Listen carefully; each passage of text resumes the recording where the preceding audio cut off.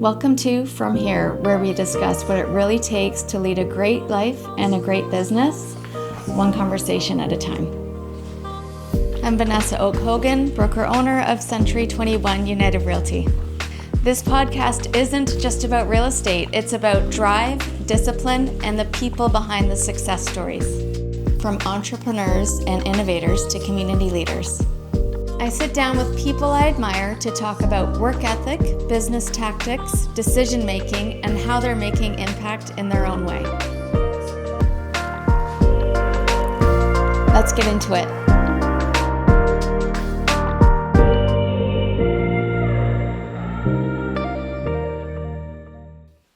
Hi there, welcome back to the From Here podcast. I am really excited today to have here with us Martin Charlwood. He is the president and CEO of Century 21 Canada. So thank you so much for being here. Well, thanks for the invite. First time to Peterborough, first time to our office. I can't believe it after all of these years, but last time we saw each other, I did promise you on my next visit or the one after that, I'm coming to Peterborough. So we're delighted to be here. I appreciate it and making it here in record time. Oh yeah. As I said, we averaged down the time from point A to point B once we got on the highway, so that was good. No, that's great. Thank you. So much I want to talk about today. One thing is the fact that I don't know if it's common knowledge, I know with our company it would be, but that Century 21 Canada is actually owned by the Charlwood family, which is a Canadian family, your family. So I just wanted to get that out there. And how does that work with the franchise, owning the master franchise rights versus like with Century 21 the parent company, so to speak. The parent company. Yeah, there's a long backstory to how we got the rights to Century 21, but the long and the short of it is my dad was a very successful realtor when he first entered the real estate business, ended up becoming a partner in a brokerage in Vancouver in the early 70s, and very quickly built that business up and bought out his partner. And then he bumped into an entrepreneur from Edmonton.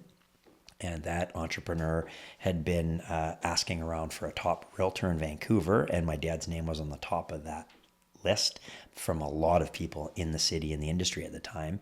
And this guy by the name of Peter, had been down to California, and he had met some guys that had founded a relatively new company in the US.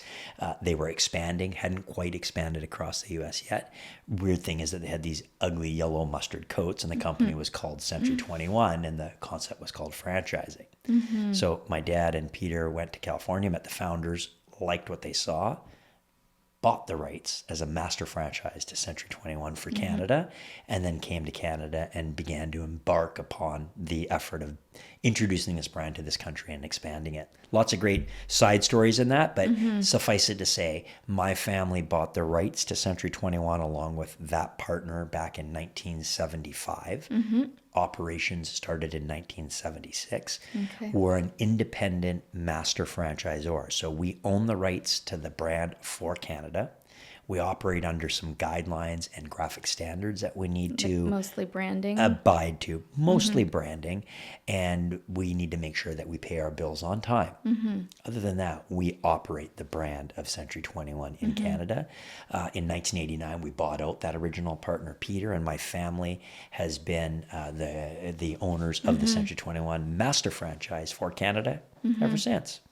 So that was maybe your dad's first kind of risk, going down there and thinking, I'm going to get into this, I'm going to do this in life? I don't know. Well, it's a great question. He actually was an immigrant that came from the European, Western Europe. He was born in Germany, but brought up in England, but ultimately wanted to get ahead in life and started off as a tour guide by day and a lead singer and drummer by band at night. But as he began to start his own family, wanted to get ahead in life, couldn't do that in Europe, emigrated to Canada, and quickly realized working for other people wasn't going to get the job done. So that's when a buddy of his said, hey, why don't you start your own business?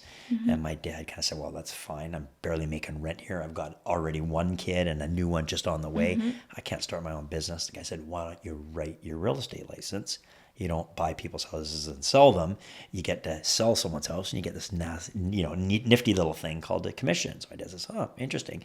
Sold 117 homes in his first iteration. I think that's my dad's number, his first year. Anyway, unbelievable, just remarkable.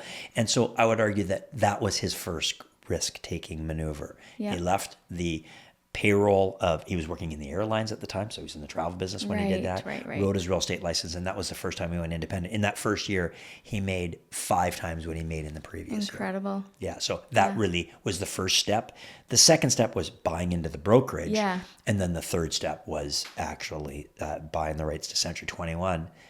I might add parenthetically that when they bought the rights to Century 21, they came to Canada and were about to start, and they got shut down by the regulators because all organized real estate, the real estate boards in Canada and other competitors had heard about a couple of bankruptcies of franchise companies. Maybe one of them was in the real estate business in the US. And so they tried to argue to the regulators in Canada that it was multi-level marketing and should be outlawed. So before they even started, they almost went broke because they had X amount of cash flow to get the business going and had no revenue coming in.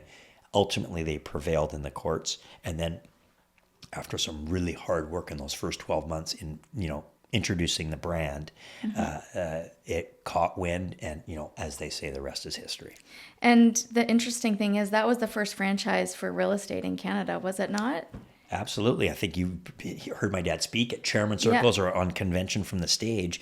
We were the trailblazers. Yeah. I mean, we were the first franchisors in Canada, and others like Remax followed on our heels. Royal LePage got into it much later in life, mostly through acquisition. And so, we were definitely the trailblazers, and still feel very much that what we do today is still trailblazing. Yeah, I was talking to Ainsley about this conversation I was going to have with you today, and conversation he was reminded of with you, Gary, about how it was challenging, of course, to sell a franchise idea like, here, use my brand and pay me money. We're like, what are you, nuts? Yeah, and then it just became a domino effect, I think. And I know for my dad, when I don't know, I can't remember if it would have been you, Gary, and Peter, or would it have been one or the other? Peter was never involved operationally. Oh, he wasn't? They split their duties. He was on the board. He was the chairman. My dad was the president and CEO. Dad built the business. He was the one that was traveling across the country? Absolutely. So as my dad initially started building the business, obviously, he was the visionary. He was selling the big dream.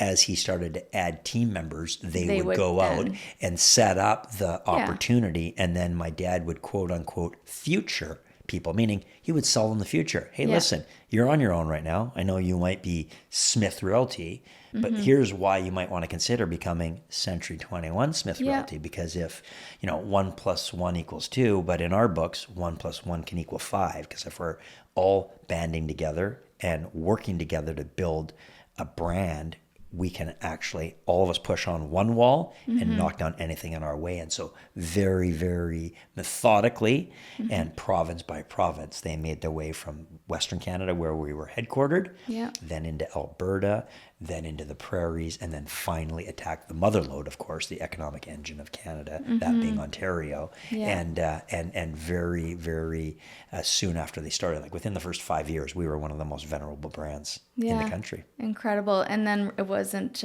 till the other brands started franchising. How many years after that? Probably 5, maybe 10 years later. Okay.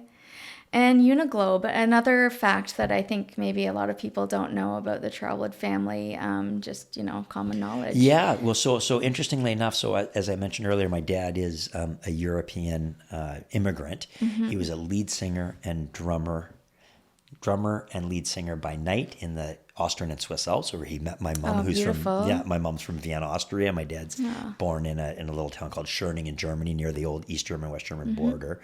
But he was also a tour guide by day, and he was in travel. And interestingly enough, obviously, when he bought the rights to Century 21 and built that business, it was phenomenal. 5 years after they had built the business, in 1981, the head office of Century 21 was getting ready to go public because they'd absolutely been successful down south, and they made an offer to buy back the rights to Century 21. Peter and my dad were of different mindsets. Peter was a deal guy. My dad was a owner, operator, and builder of a business. So It was a sizable check that they were offering because they wanted to add the successful revenue of Canada to their revenue multiple so they could get a big IPO multiple. Peter wanted to sell instantly, but my dad was like, well, no. And my dad had a very good shareholders agreement. And because he built the business, probably had more attachment to it, he said no. My brother and I were not aware of that happening until about a year later. And he came home one day and said, hey, boys, I was 12, my brother was 14, my brother Christopher. He said, listen, guys, I don't know if I ever told you, but we had the opportunity about a year ago for us to sell Century 21 because the parent company came back, offered this big opportunity to sell because they were going public, and they offered us a huge check. But we ultimately said no. But I must admit, I've been thinking ever since that time what I would have done with my portion of the money had we sold. We own the rights to Century 21. We're in the real estate business here in Canada. But I've always had aspirations to consider a family enterprise that's beyond our borders. I'm originally in the travel business, and I'm thinking that some of the things that I've helped create alongside what we received from the Century 21 group down south could be applicable in the travel business as a franchise opportunity. And so I'm thinking about starting a company. And this company, I've got two names for it. And one is called Quest Travel, and he had a graphic example made up by a logo. Yeah. And the other one's called Uniglobe. And I remember me and my brother sitting there going, wow, this is cool. Yeah. And I go, well, Uniglobe, oh my gosh, this sounds like travel. I mean, it's just no brainer that it sounds like, and it doesn't sound American or Canadian. We're voting on Uniglobe.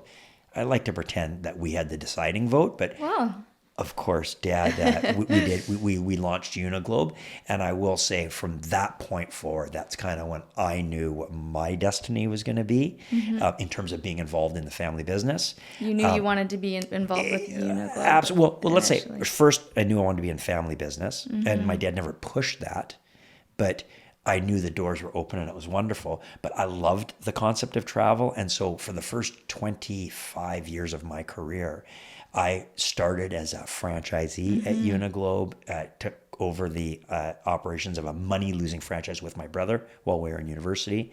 And it was really poorly run, and so we turned it around, got it profitable, and grew it and sold it. Then I moved into the Uniglobe world in the head office, starting by cleaning garbage cans, being an assistant to an assistant of assistant, and then worked my way through every one of the divisions of the company. And that company was at that point selling master franchises to entrepreneurs around the world. And I ended up spending 20 years of my life traveling 250 days a year on 4 continents. Oh, very cool. Which was phenomenal. You loved that. Yeah. I still love travel, but yeah. Incredible. I was curious about, growing up with someone like you, Gary, as a father. He's such an achiever, and I'm sure he worked a ton. Like back in the day, that was very normal. Mom was home and dad was away. I'm assuming he worked a lot. Cost him his marriage. Fair enough. They're still friendly, my mom and his first wife. But yeah, absolutely. I would not say he was an absentee father, but he was working a 120-hour work week. He was doing what he had to get done. And I was always curious thinking about this conversation I was going to have with you. Like, were you observing what was happening? Were you in tune with it? And it sounds like you were, to the point where Dad would come home and say, what do you guys think about this? I love that. Isn't that a great story? And that's exactly when you figured out, I want to get involved in the family business. Yeah, and I mean, it was phenomenal because my dad said, look, if that's the case and you guys like this, I'm never pushing you if you want to go be an actor. He always thought I'd be good at that. I think secretly he wanted to be an actor. Oh, yeah. And there's a great story I had to tell you one time about Butland holiday camp. And maybe we do that on another visit and another podcast. Good. But he had an opportunity to actually branch that way early on in his career.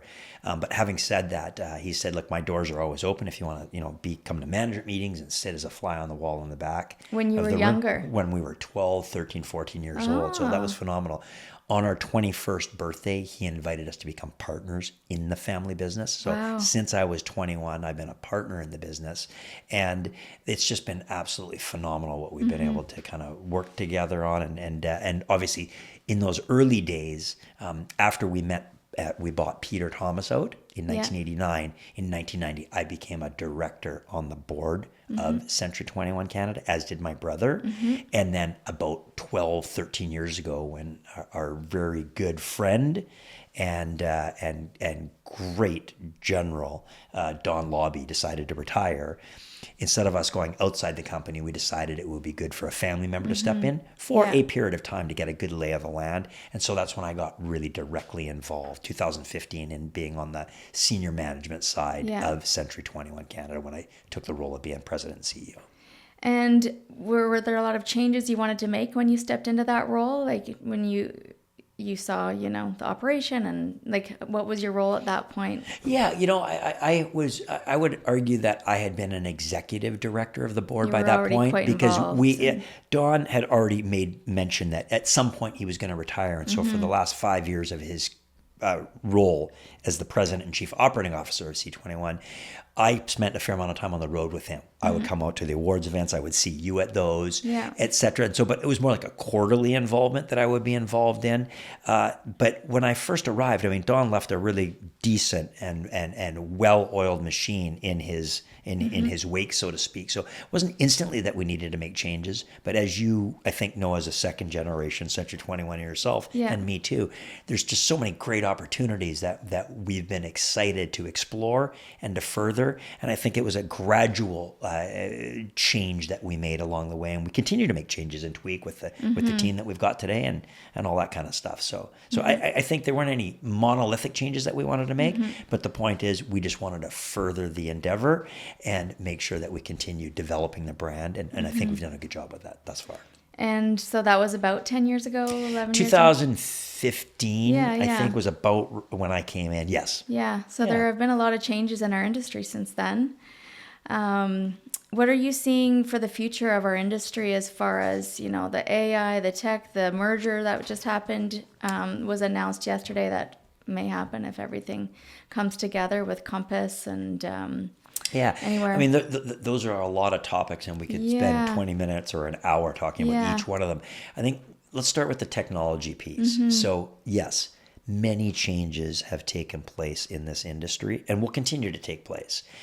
I would argue actually that Charlwood Pacific Group, the parent company to Century 21 Canada, has already lived through some of the most dramatic paradigm shifting changes you possibly could experience in any industry, and that's with Uniglobe and the travel business.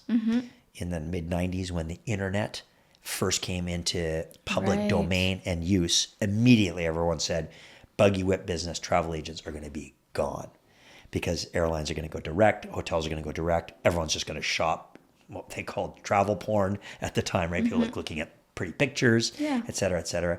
And there was a 10-year migration and paradigm shift, and there are half as many, if not less, physical travel agencies today than there were in the mid-90s.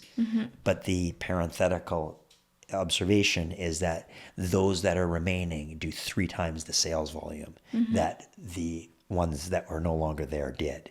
So there's lots of room for really smart and devoted people to make a living in the travel business. So taking that lesson learned and applying it to Century 21, our view is that technology is actually a good thing. My dad loves to say it, don't curse the darkness, light a candle. I say light a candle because you don't need technology to become awakened to opportunity. But I think from a technological standpoint, yes, there are many, many things that have changed in the real estate industry. But the important thing is to make sure that whatever technology or tools that are available to your customers, that you as a sales professional in this industry need to know better than them. And as long as you stay ahead of them, you will be able to provide value. And I think people will always want consultation from a professional in the travel industry when they're looking at very likely the biggest and single largest transaction they're ever going to make in their whole life. And so I think technology is an interesting side element. People get down rabbit holes on it. I think it's an interesting thing to help us be more efficient, but it's not the be all and the end all in my view. Yeah. And AI, are you using it in your everyday life? I think we all do. Yeah. GBT is amazing. Yeah, I love it. What is funny is I'm finding, I mean, I now get communications. I'm still a believer in the written word, but I get communications from people and I can look at it instantly and go, it's AI, 100%. Yeah. Now, I read through it and I go, impressive. This is good, but it like a robot wrote this. I can just tell because I know the individual who wrote it, and so I'll throw it back at him and go, "Hey, you might want to put a little bit of your own touch in there because I can tell this is." Absolutely. Now, I'll say that maybe a little bit critically, but my point is really that it's actually really good content that comes through. So I think AI really does help you fine tune the message, and I think that's good. So yeah, we are using AI. I do use it, but again. I think there could be a threat there from some of what's going on. But again, embrace the technology. Let's see how we can make ourselves more productive on that particular Yeah, it's front. an efficiency hack. And that's one of the things I wanted to talk to you about is you have so much on your plate. Like, I mean, I'm running one company. You're running several companies. Your dad, the same thing. Like, you would think one franchise was enough and then to go start another. Like, I don't know how anyone has the bandwidth to do these things. So I see you at conference, I see you at chairman's, you're always very organized, you do your workouts in the morning, you're showing up like fresh every morning. What are your key, I'm assuming you have some key non-negotiables as far as daily routine that keep you on your game, keep you organized? I always appreciate the question. I love it. It's interesting. So we have Century 21 was the original company, 1976. In 1981, we incorporated in 1980 and we began operations in 1981 for Uniglobe. And then in 1990, we started Centum Mortgage. Yes, which we haven't even touched So on we have yet. a third brand. Now, Century 21 and Centum are in the same industry. A few more parallels there compared to travel, but we have three different operating brands. And obviously, one of the things that I learned from my dad and that my dad really honed in on was, to be scalable, you have to have a good team. So whereby I may be the chief executive of the group, because not only am I the chief executive officer of Century 21 Canada, I'm also the CEO of our parent company, the Charlwood Pacific Group. Right. But we have a phenomenal senior management team, not just at Century 21, but also at Uniglobe and also at Centum. And so we have very good entrepreneurial minded people, because that's basically what we are as an entrepreneurial company. Yeah. And so I have a lot of help. Okay, so that's the first point. That's the first thing. To get to your second point, it is interesting. I read a book 10 years ago called Younger Next Year.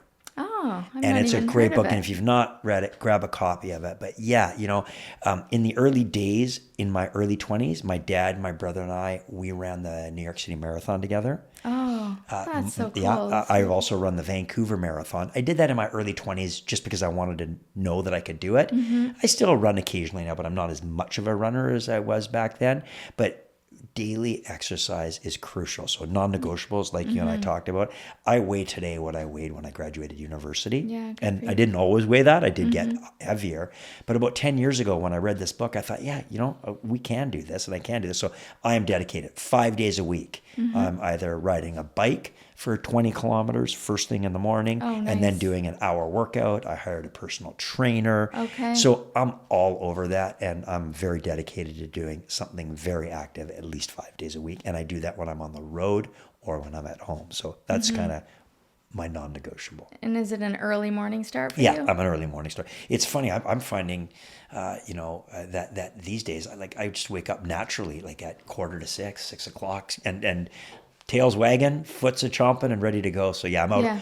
I'm within 15 minutes of waking up. I live in Vancouver, beautiful city. I live on the seawall in Stanley Park. I'm on my bike within 15 minutes of being awesome? up.